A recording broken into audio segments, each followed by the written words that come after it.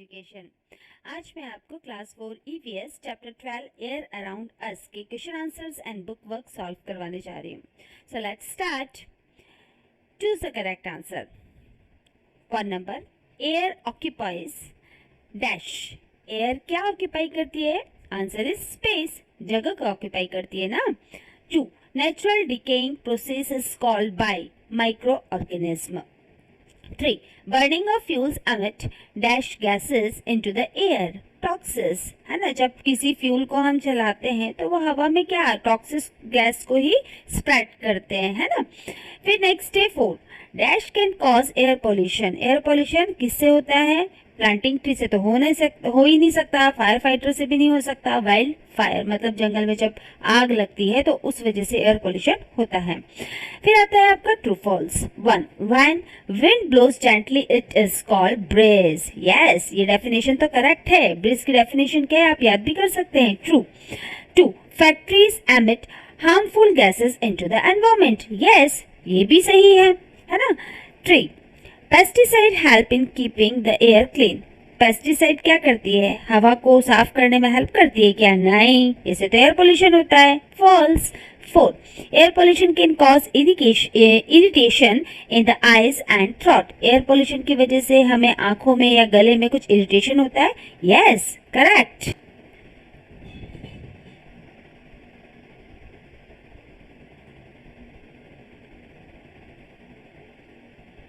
Blank से बोल रहे हैं ये इशू है, ठीक हो गया, हो जाएगा वो। Next, filling the blanks. 1, dash emit chemicals like sulphur and chlorine in the air. अब किससे क्लोरीन और सल्फर जैसे केमिकल एमिट होते हैं? तो वोल्केनिक से, ठीक है। वोल्केनिक जो रहते हैं उसकी वजह से ये चीज़ आती है एयर के अंदर, क्योंकि जब वोल्केनिक इरेप्शन होता है तो बहुत सारे केमिकल्स में से जो सल्फर और क्लोरीन है ये केमिकल आपकी एयर में फैल जाते हैं, इससे भी एयर पोल्यूशन होता है। 2, agriculture activities leads to emission of poisonous gas into the air. ठीक है, एग्रीकल्चर एक्टिविटीज से भी क्या होता है? पॉइजन फैलता है। कहाँ? गैस पॉइजन फैलता है आपका एयर में, है ना, क्योंकि एग्रीकल्चर एक्टिविटी में जो किसान रहते हैं वो बहुत सारे पेस्टिसाइड्स और इंसेक्टिसाइड्स का यूज करते हैं। 3, harmful gases are spread by forest dash fire. Easy है, क्योंकि फॉरेस्ट में फायर लगेगी तभी तो हार्मफुल गैस रिलीज होगा और अपने एटमॉस्फेयर में स्प्रेड होगा। 4, dash air mixed with rain water can cause acid rain. Polluted air ही तो मिक्स होती है हमारे एसिड रेन का कारण, वही तो बनता है पॉल्यूटेड एयर। ओके, फिर आता है आपका मैचिंग। टॉक्सिस गैसेस में कौन सी गैस निकली थी? वोल्केनिक इरेप्शन से निकली थी, मैंने आपको बताया था, sulphur and chlorine. Polluted air इसका क्या आएगा? डर्टी एयर, है ना, क्योंकि पॉल्यूटेड एयर मतलब कि प्रदूषित हवा, गंदी हवा, डर्टी एयर। फिर विटामिन सी आपको किससे मिलता है? लेमन, जो कि आप अभी गर्मी चल रही है तो लेमन जूस तो बहुत पीते होंगे, अच्छा भी लगता है। जैगरी, इट मीन्स गुड़, तो जैगरी का क्या हो जाएगा? फाइट पोल्यूशन कहा जाता है ना। यदि आप ऐसे एरिया में रहते हैं जहाँ पर एयर पोल्यूशन ज़्यादा है तो आप गुड़ ज़रूर खाइए ताकि वो आपको उससे पोल्यूशन से फाइट करने में हेल्प करे। नेक्स्ट है आपका 1 वर्ड आंसर्स। ए gas emit bye volcanic eruption. मैंने अभी भी बताया था कि वोल्केनिक इरेप्शन जब होता है तो कौन सी गैस निकलती है? Sulphur and chlorine. Dirty air को क्या कहा जाता है? Contaminated air.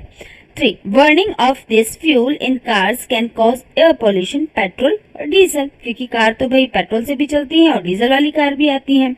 फिर 4 आ गया, गैस रिलीज्ड बाय प्लांट कौन सी गैस को रिलीज करता है? ऑक्सीजन, ठीक है। और प्लांट जो है कौन सी गैस को इनटेक करता है, थोड़ा सा आप मुझे बताइएगा कमेंट में लिखकर। देखते हैं आपको कितना अच्छे से चैप्टर समझ में आया है। ओके, ये मेरा टास्क है। फिर नेक्स्ट आते हैं आपके short question answers. Short question में आपका क्वेश्चन नंबर 1 है, what is the difference between a breeze and a storm. मैंने आपको बताया था ब्रीज की डेफिनेशन पहले ही थी, बड़ी अच्छी थी, आप वो याद कर सकते हैं और मैंने भी वैसे ही लिखी है। आंसर है when wind blows gently it is called breeze, fast and strong wind is called storm. Okay, बहुत इजी है, इसको आप याद कर लीजिए।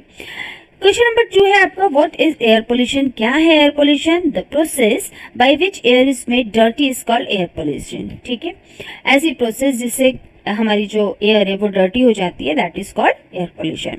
Question number 3, name 2 gases that emitted during a volcanic eruption. बार बार ये क्वेश्चन आ रहा है कि ये पूछ रहा है आपको वो दो गैसों के बारे में बताने के लिए कि जो वोल्केनिक इरप्शन है उससे कौन सी गैस निकलती है, सल्फर और क्लोरीन। स्पेलिंग अच्छे से याद कर लीजिएगा। Question number 4, how are deodorants harmful? कैसे हार्मफुल रहता है? अगर आपने मेरा ये एक्सप्लेनेशन वाला वीडियो नहीं देखा होगा ना प्यारे बच्चों, तो प्लीज़ आप जाइए उसको पहले देखिए और फिर ये क्वेश्चन आंसर्स तो आपको ऐसे ही याद हो जाने, बहुत ईजी है।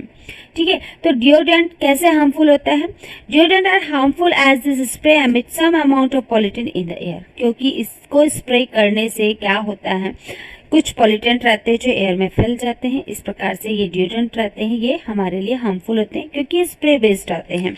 ओके, फिर आता है आपको long question answers. Question number 1, discuss the natural factor that pollute air.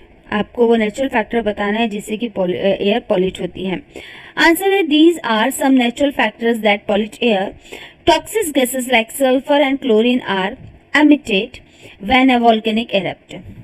ये लाइन भी आपको बड़े अच्छे से याद है कि जब वोल्केनिक इरप्शन होता है तो ये दो गैसें निकलती है जिससे एयर पोल्यूशन होता है, और ये नेचुरल है, कोई करता नहीं है इसको। फॉरेस्ट फायर और wild fires added harmful gases into the air. और जंगल की जो हवा है या फिर वाइल्ड फायर्स जो रहते हैं वो अगर ये होता है जंगलों में, तो इससे भी क्या होता है, हार्मफुल गैसेस रिलीज होती है जिससे एयर पोल्यूशन होता है। The natural process of decaying and decomposition of dried leaves, dead animal etc. और ये जो नेचुरल प्रोसेस होती है, डिकम्पोजिशन होता है, जो डेड एनिमल्स रहते हैं, इन सब के थ्रू भी एयर पोल्यूशन फैलता है हवा में।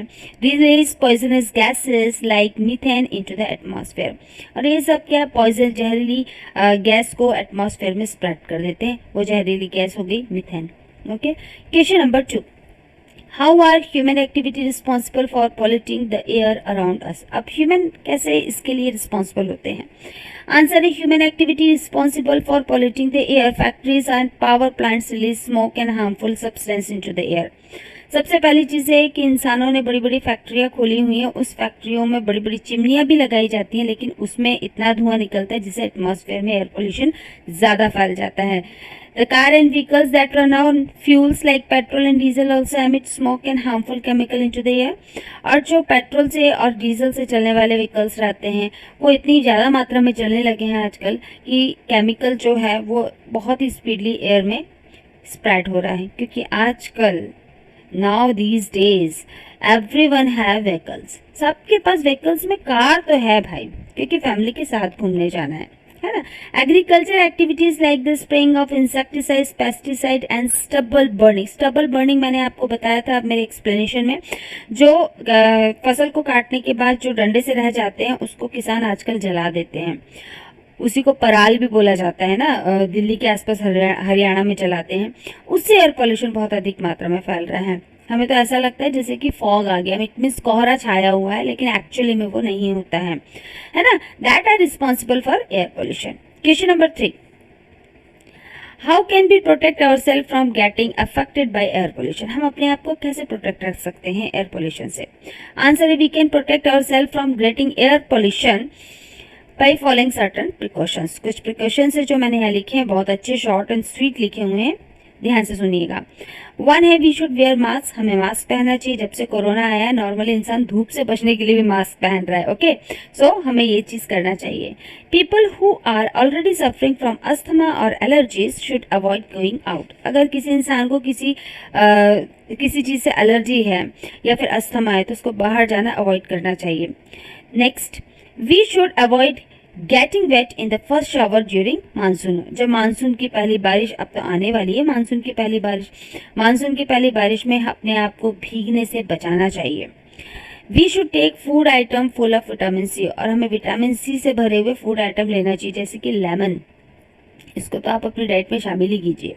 We should eat jaggery. जो एयर पोल्यूशन जैसे एरिया में ज़्यादा रहता है उसको जैगरी, स्पेलिंग लर्न कर लीजिए भाई, गुड़ खाना चाहिए। क्वेश्चन नंबर 4, ये हमारा लास्ट है। Question number 4, how can we keep the air clean, कैसे हम एयर को क्लीन कर सकते हैं? Answer, we can keep the air clean in the following ways, कुछ वेज है जिससे हम एयर को क्लीन कर सकते हैं। जैसे कि फर्स्ट नंबर पे we should plant a lot of tree. सबको पता है कि बहुत सारे पेड़ लगाना चाहिए, तो इंसान अब रोड पे जाके तो पेड़ लगाएगा नहीं, है ना? तो आप लोग सब अपने घर में एक पेड़ लगाओगे, आपके घर का एटलीस्ट एटमॉस्फेयर अच्छा हो जाएगा। ओके, आपको देख के दूसरा लगाएगा, दूसरे के घर का एटमॉस्फेयर ठीक हो जाएगा। ओके, सेकेंड है, we should avoid burning trash, हमें कचरा जलाने से बचना चाहिए। We can use battery vehicles, हमें बैटरी व्हीकल्स खरीदना चाहिए, है ना? या फिर हम यूज़ कर सकते हैं उसका, ज़रूरी नहीं है कि हम उसे खरीदें, हम यूज़ कर सकते हैं। Okay, we should not use vehicle for short distance, यदि कोई बहुत ही छोटी दूरी में आपको कहीं जाना है तो हमें व्हीकल का यूज़ नहीं करना चाहिए, हमें पैदल चल के जाना चाहिए। We should use public transport, और हमें पब्लिक ट्रांसपोर्ट का यूज़ भी थोड़ा सा ज़्यादा करना चाहिए, क्योंकि अधिकतर हम अपने प्राइवेट व्हीकल को लेके चले जाते हैं, तो पब्लिक ट्रांसपोर्ट यूज़ करेंगे तो एयर पोल्यूशन थोड़ा सा कम होगा, हम इसको अपनी एयर को ऐसे क्लीन कर सकते हैं। ओके, तो स्टूडेंट्स, मेरा ये वीडियो यहाँ पे ख़त्म होता है। आई होप आपको ये पसंद आया होगा। अगर पसंद आया होगा तो प्लीज़ लाइक एंड शेयर कीजिएगा, और कमेंट में मेरे क्वेश्चन के आंसर को ज़रूर दीजिएगा। मेरा वीडियो देखने के लिए thank you so much. Take care, bye bye.